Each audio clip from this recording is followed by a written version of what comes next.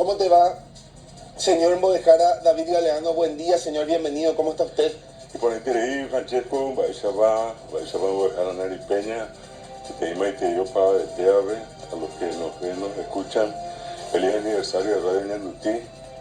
Justamente en las efemérides estaba incluido el aniversario de Radio Ñandutí. Miramos, sí. 63 años. Además, es hoy el Día Nacional de la Planificación Familiar. Qué lindo tema, Sí, profesor. también es el Día Internacional de las Defensoras de Derechos Humanos, mujeres defensoras de derechos humanos. Y dos días muy especiales.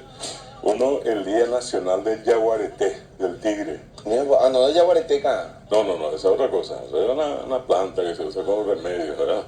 Y el otro día también, a ver si conoces, que es el yurumí. Te paso una lección de guaraní. Yurumí es el oso hormiguero. Ah, el yurumí. Yo pensé, perdón, porque yo escuché yuruné. Yo digo así, no. Ahí muchos entienden de eso, ¿verdad? Yurumí, profesor. Yurumí.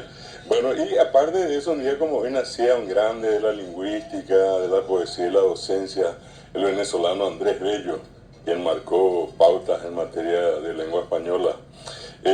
Por otra parte, un gran historiador, docente, una persona tan reconocida, el nacimiento del profesor Carlos Pucineri Escala, en el año 1919, director de la Casa de la Independencia, su hija, hoy día también directora del Museo Andrés Barbero, ¿sí? La licenciada Elina Pucineri, profesora también.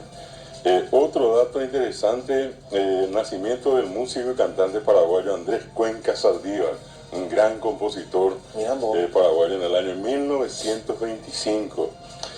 Otro dato interesante que creo que podemos agregar acá, un periodista tantos años relacionado, vinculado a Ñandutí, siempre estaba con don Humberto Rubino en los primeros años, Carlos Cuenca. Él nació en 1940, una institución también acá.